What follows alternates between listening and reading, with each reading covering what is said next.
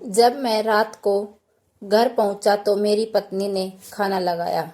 मैंने उसका हाथ अपने हाथों में लिया और कहा, मुझे तुमसे कुछ जरूरी बात कहना है।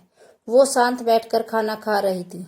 उसकी आंखों में कुछ दर्द साफ सा नजर आ रहा था। अचानक मुझे नहीं पता कैसे कहूं, मगर मुझे उसे बताना ही था। मैंने बड़ी शांति से कहा, मुझे तलाक चाहिए। लगा जैसे उसे मेरे शब्दों से कुछ फर्क नहीं पड़ा, बल्कि उसने मुझसे पूछा, क्यों तलाक चाहिए? मैंने उसके सवाल को अनसुना किया तो उसे गुस्सा आ गया। उसने चम्मच उठाकर फेंक दिया और जोर से चिल्लाई, तुम इंसान नहीं हो। उस रात हमने एक दूसरे से बात नहीं की। वो रो रही थी। मुझे पता था कि वो जानना चाहती थी कि आखिर ऐसा क्या हुआ जो हमारा रिश्ता टूटने की कगार पर आ गया। पर मेरे लिए उसके सवालों का जवाब दे पाना नामुमकिन था। मैं अब किसी और से, मीरा नाम था उसका, प्यार करने लगा हूँ। अब मुझे उससे प्यार नहीं रहा। मैंने उससे उसके बरसों के प्यार की सजा दी थी। भरे मन से मैंने तलाक के पेपर तैयार किए। उसमें लिखा था कि वह पूरा घर, कार और कंपनी की 30% शेयर ले सकती है इस तलाक के बदले में। लेकिन उसने उन पेपर को देखा और उनके टुकड़े टुकड़े कर दिए। वो औरत जिसने मेरे साथ जीवन के 10 साल बिताए थे, वो आज मेरे लिए अनजान हो चुकी थी। मुझे इन 10 सालों का जो उसने मेरे लिए बर्बाद किए, मगर मैं क्या करूं? जो हो चुका उसे मैं बदल नहीं सकता था, क्योंकि मैं किसी और से, अपनी पत्नी से भी ज्यादा प्यार करने लगा था। आखिरकार उसके सब्र का बांध टूट गया और वो फूट फूट कर मेरे सामने रोने लगी। मेरे लिए उसका रोना एक तरह से उसकी रिहाई की तरह था। तलाक की ये बात जो कई दिनों से मुझे परेशान कर रही थी, अब बिल्कुल साफ हो चुकी थी। अगले दिन मैं घर काफी लेट आया। मैंने देखा कि वो टेबल पर बैठकर कुछ लिख रही थी। मैंने शाम का खाना नहीं खाया था, लेकिन फिर भी मैं सीधे ऊपर जाकर अपने कमरे में सो गया, क्योंकि पूरा दिन मीरा के साथ रहने और कई जगह घूमने के बाद मैं थक गया था। वो शायद रात को उसी टेबल पर लिखते लिखते सो गई थी। सुबह उसने तलाक देने की शर्त बताई। वो मुझसे कुछ भी लेना नहीं चाहती थी। उसे सिर्फ तलाक से पहले 1 महीने का समय चाहिए था।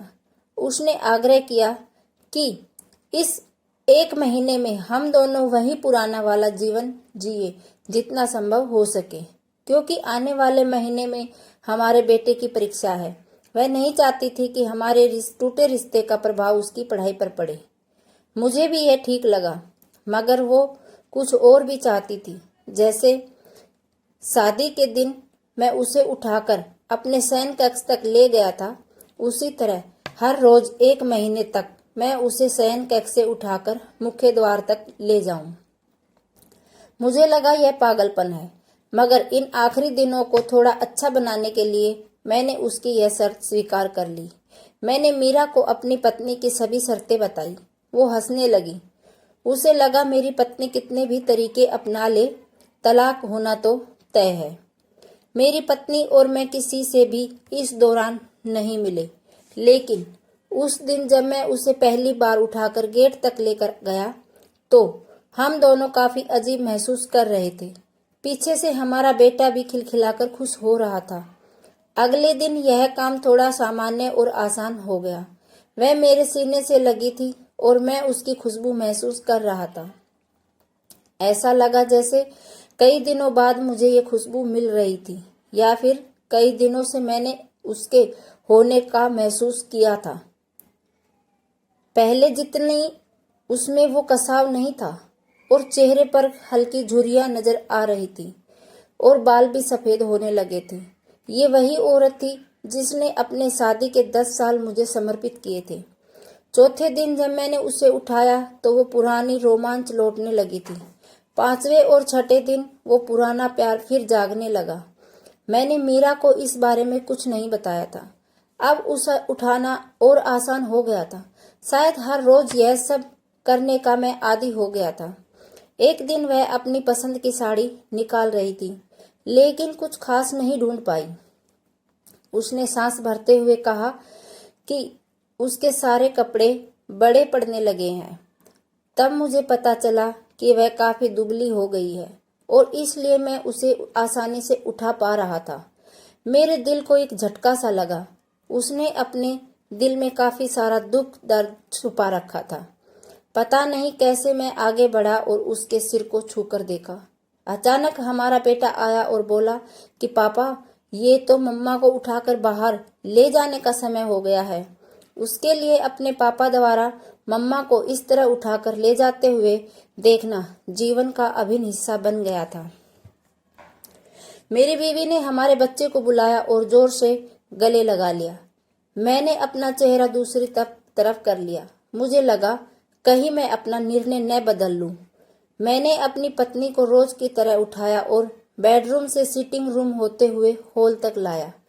उसने प्यार से अपने दोनों हाथ मेरी गर्दन के पास रख रखे थे। मैंने उसे जोर से पकड़ रखा था, बिल्कुल हमारे सुहागरात की तरह। मगर उसका इतना कम वजन मुझे परेशान कर रहा था। महीने के आखिरी दिन जब मैंने उसे उठाया तो मेरे लिए एक कदम भी चल पाना मुश्किल हो रहा था। हमारा बेटा स्कूल जा रहा था। मैं अपनी कार से ऑफिस गया और कार से कूदकर बाहर आ गया बिना कार को लॉक किए। मुझे डर था कि कहीं अब एक पल की भी देरी मेरा इरादा बदल देगी। मैं ऊपर गया। मीरा ने दरवाजा खोला और मैंने उससे कहा, सॉरी मीरा, अब मैं अपनी पत्नी से तलाक नहीं लेना चाहता। उसने मुझे देखा और मेरे सिर पर हाथ फेरकर कहा, तुम्हें बुखार तो नहीं है? मैंने उसका हाथ हटाया और कहा, सॉरी मीरा, अब मुझे अपनी पत्नी से तलाक नहीं चाहिए। हमारी शादीशुदा जिंदगी शायद अब हम दोनों के ध्यान न देने की वजह से ही बोरिंग हो गई थी, लेकिन इसका मतलब यह कतई नहीं कि हम एक दूसरे से प्यार नहीं करते।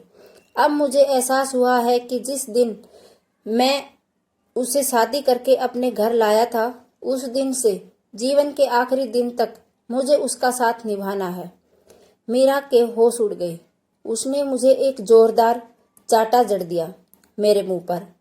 वह रोने लगी और दरवाजा अंदर से बंद कर लिया। मैं सीढ़ियों से नीचे उतरा और आकर अपने कार में बैठ गया। आगे एक फूल वाले की दुकान पर रुका और अपनी प्यारी पत्नी के लिए एक सुंदर सा गुलदस्ता लिया। दुकानदार ने पूछा कि इस पर क्या लिखना है। मैंने मुस्कुराते हुए कहा कि मैं तुम्हें जीवन के आखिरी दिन तक यूं ही उठाता रहूंगा, मेरी अर्धांगिनी। उस शाम जब मैं घर आया, हाथों में गुलदस्ता लिए, मेरे चेहरे पर एक मुस्कान थी। मैं ऊपर अपने कमरे की तरफ भाग कर गया, लेकिन तब तक वह मुझे छोड़कर इस दुनिया से जा चुकी थी, हमेशा के लिए। वो कई महीनों से कैंसर से लड़ रही थी, लेकिन मैं मीरा के साथ इतना खोया हुआ था कि कभी ध्यान ही नहीं रहा। उसे पता था वह जल्द ही मुझे छोड़कर जाने वाली है, इसलिए वह मुझे और मेरे बेटे के रिश्ते को टूटने से बचाना चाहती थी।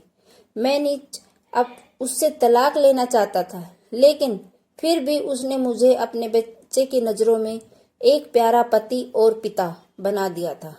जीवन की छोटी छोटी बातें रिश्तों में बहुत महत्व रखती हैं। बड़ा घर, बड़ी कार और बैंक बैलेंस ये खुशियों का हिस्सा जरूर बन सकते हैं, मगर अपनों के बिना इनकी कोई कीमत नहीं।